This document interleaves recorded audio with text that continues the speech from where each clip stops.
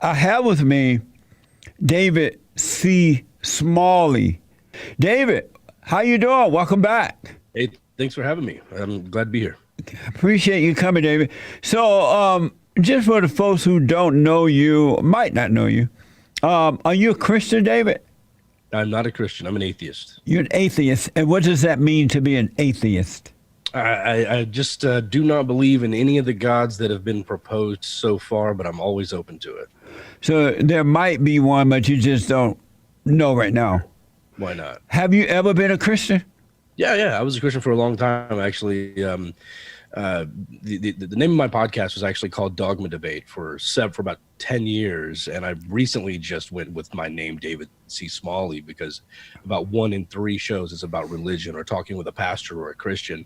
I actually grew up in the faith. I wrote a book about it called Baptized Atheist. It's available on audio and paperback, where I talk about sort of the questions I was asking as a Christian. And then I read the Bible all the way through. And when I got to the end of the Bible, I no longer believed. So. And when you were a Christian, did you believe in God then? You believed there was a God? Oh, yeah, completely. And why did you believe that? I believed it because other people told me. Oh. The things that I'd experienced, I thought were God because I'd been taught to believe those were God. And then when I started reading the Bible, really what started to fall apart for me, honestly, is just that I found the Bible to not be credible. I started to find contradictions, and I started to find problems with how the Bible was put together and how it sort of mimicked other religions. And for me, I just couldn't continue selling something or winning souls, as we would say, knocking doors.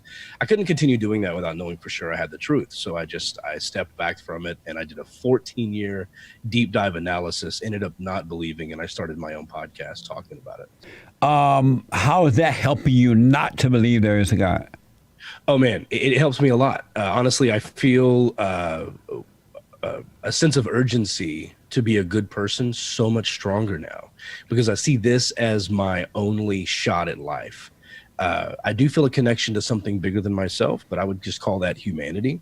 I'm not saying everybody should, but I feel personally an obligation to be a better person because this is the only life I get. This is my only shot.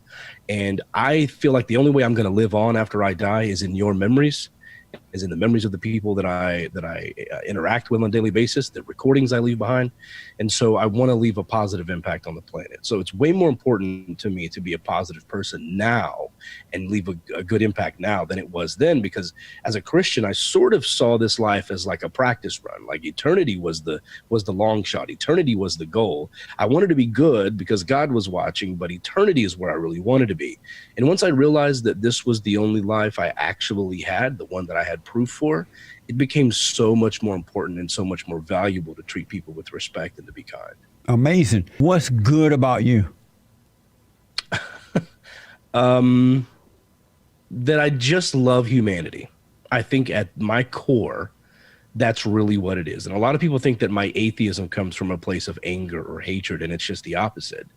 I love humanity. And when I read the Bible, especially the Old Testament, I see the things that the God of the Bible does to humanity. And I think there's no way that a God could love us and treat us that way. There's no way a God could love us and say slavery is okay. That a God can love us and say, that like in 1 Samuel 15:3, we order Saul to go wipe out the Amalekites and kill the infants and nursing babies. That doesn't sound like love to me. And so the humanity in me and the love I have for humanity is actually what drove me away from thinking the Bible was a good book, because I started reading the parts the preacher wasn't telling me about. And I think that my love for humanity probably is what drives me to continue being a good person. And where do you get this love from that you're loving humanity with? Oh, from compassion and evolution. I think that and where do you get the compassion from? Yeah, the compassion would come from evolution, because if you think about it, if humans did not evolve to care about the baby that was crying in the floor or on the ground of the hut, we would not have survived this long, right? We had to have some sort of innate passion about the little human creature that looked like us to pick it up and feed it when it was helpless. And so I think compassion is an evolutionary adaptation, as well as guilt. Guilt is actually a good motivator. Like if you go out in public and you're doing something that the rest of the tribe is not okay with, you feel in your heart, you know that something's not right about the way you're behaving, which is why people tend to not talk so loud out in public. And if someone does, we look at them like, what are you doing? You're making it hard for us. And chimpanzees do the same thing, by the way. If a chimpanzee is caught stealing food from another chimp, he gets kicked out of the troop. I mean, if you want us to live together and you want to benefit from the life of us being together, you're going to act in accordance with how the group expects you to act. And so you believe that you evolved, understand it. You believe that you evolved from a monkey, an ape? Well, I think we have common ancestors with apes. I wouldn't say evolved from a monkey. Where did you evolve from then? Well, we're all related. I mean, if you look at the ancestry, if you look at the data, I mean, your DNA is like 50% shared with a banana, right? I mean, we're all connected on some level. So you believe that you evolved from a banana? No, Jesse, I didn't say I evolved from a banana. What did you evolve? You don't believe that. Okay, you don't believe that human beings were created. You believe that they evolved. What did you evolve from? Well, if evolution doesn't work that way. Evolution doesn't go in a straight line. You aren't a banana one day and then turn into a snake and then turn into a monkey and then turn into a person. Evolution is like a family tree, right? You didn't evolve from your cousin, but you're related to your cousin. You didn't evolve from your great grandfather, right? But that person's DNA is in you somehow. So it's more like a web, like a tree where things are ultimately connected. So what did human beings evolve from? And that's not the way it works. We didn't evolve from anything. We are related. We are all related. And so where did human beings come from if they didn't evolve from something? What do you mean? You're saying you're related to a monkey, but the monkey came from the monkey. What did the human beings come from that made you related to a monkey? Okay, I would refer everyone to go to talkorigins. No, just tell me, what did you evolve from that caused you to be related to a monkey? Well, Jesse, the way you're asking the question means you fundamentally don't understand evolution. So it's not that I evolved from a different species. That's just not the way it works. Well, how did human beings come about? Through evolution, which is going to take way more than the time we have right now. Evolution through what? What's that? You evolved from what through evolution? Jesse, this is... Last time I was on, you asked me if I was a man, and we ended up in a conversation just like this. I was joking with you a little bit when I said I don't know, and we got into that whole sort of playful discussion.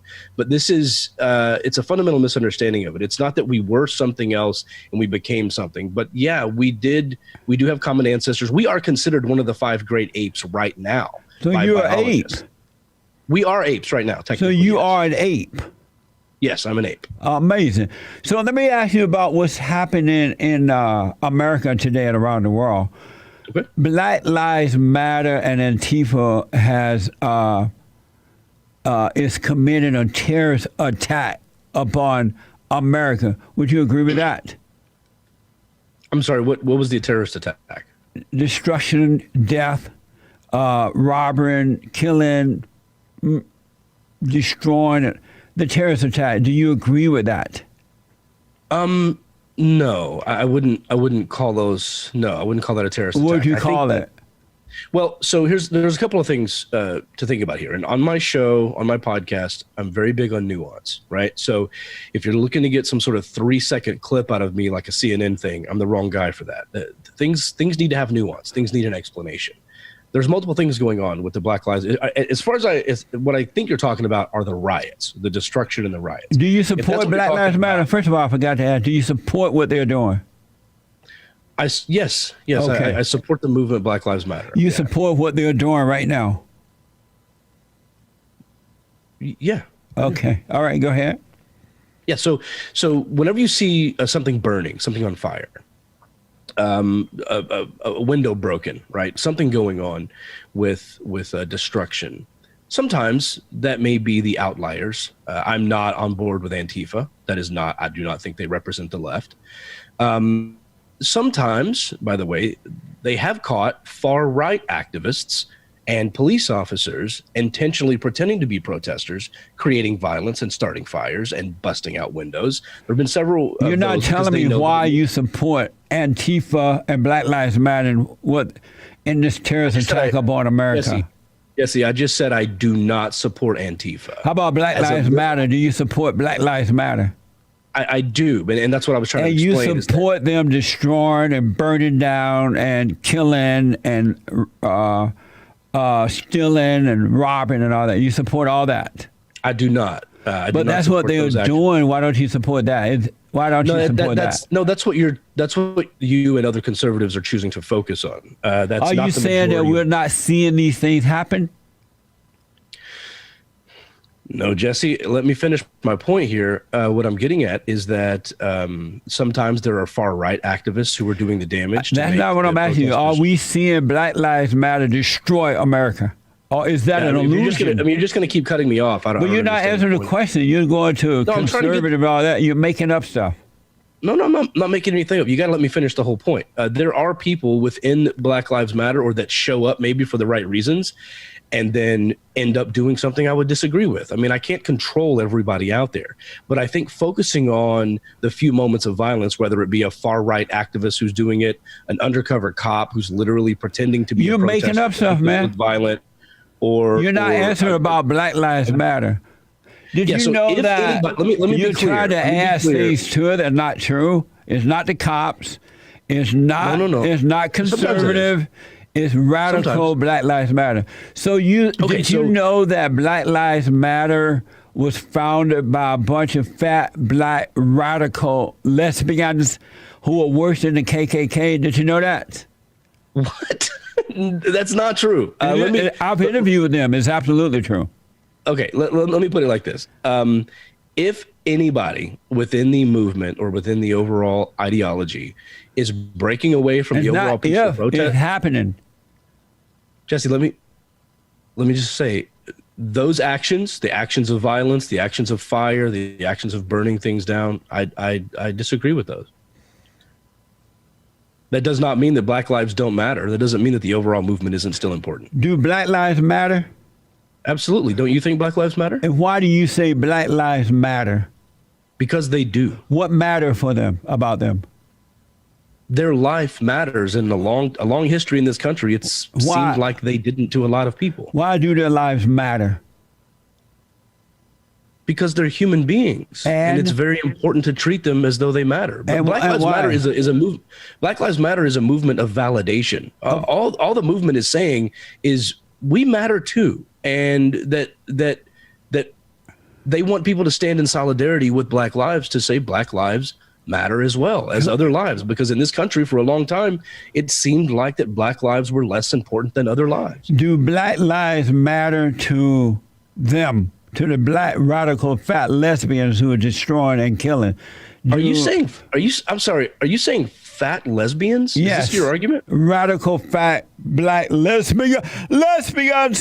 Do their lives matter to them? What does someone's body mass index have to do with anything? Well, they have to be fat because lesbians are fat. Do their lives matter to them? What are you talking about? I don't even know how this is an argument. Do their lives matter to them? Am I on a show right now where I've literally been asked the question, do Black lives matter to fat lesbians? Is that literally the question? Yes. Yeah, sure. I'm going to go ahead and say yeah. And I know a lot of lesbians. Why do you say yes? Jesse, all people matter, right? And no, in this I'm country, do these fat black radical lesbians' lives matter to them? Yeah, of course. Yes. And why you say of course? Because I love humanity and they are part of humanity. What is it about them that caused you to believe that their Black lives matter to them? Do you not believe everybody matters? That's not what I'm asking you. What is it about them to you, David, that makes you believe or cause you to believe that Black lives matter to the fat black radical lesbians? I guess I should have been watching the show more often. I think that's an ongoing joke you have, and I'm not getting it. Yeah, I think everybody realizes within this group that Black Lives Matter. Why? What is it about it that makes you realize that lives matter to them? Well, because look at it like this. From 1934 to 1968, 98% of federal home loans went to white families. White families. You know what that means? That means white families 98% of the time got a chance to buy homes, sell those homes, use that equity to buy other homes, sell their homes to other white people. This went on for decades. And that caused white families and white suburbs to build wealth. Let me finish. To build that wealth. And due to redlining, the areas in the black communities it was unable to build them up. So businesses didn't there was no money there. But in the white neighborhoods, because they were given 98% of the home loans in those 3 decades, they were able to sell their homes and pass their wealth down to families. So right now, I think it would take like 228 years for the average black family to have the same wealth as the average white family. And when you put people in tiny neighborhoods with lower wealth and lower opportunities, they're going to have lower education. The teachers are going to make less money. They're lower funded, and there's going to be higher crime in those areas. So now, after all of these years of oppression, we want to look at those little neighborhoods and say, yeah, your crime is too high. So well, that's why you set them up to fail in this country. That's why you believe that Black Lives Matter to these fat black radical lesbians. Yes, that's why we need to say Black Lives Matter regardless of our past month. That's why you believe that they believe that Black Lives Matter because of what you just said. Yep. Amazing. Well, no, I support Black Lives Matter because Black Lives Matter is a movement about validation. They want to be heard. Why are they so insecure? They need to destroy America to be validated. What's wrong with them? They don't need to, and that's why are they doing it then? They don't need to destroy America, and that's why I condemn those actions. Oh, okay. Amazing.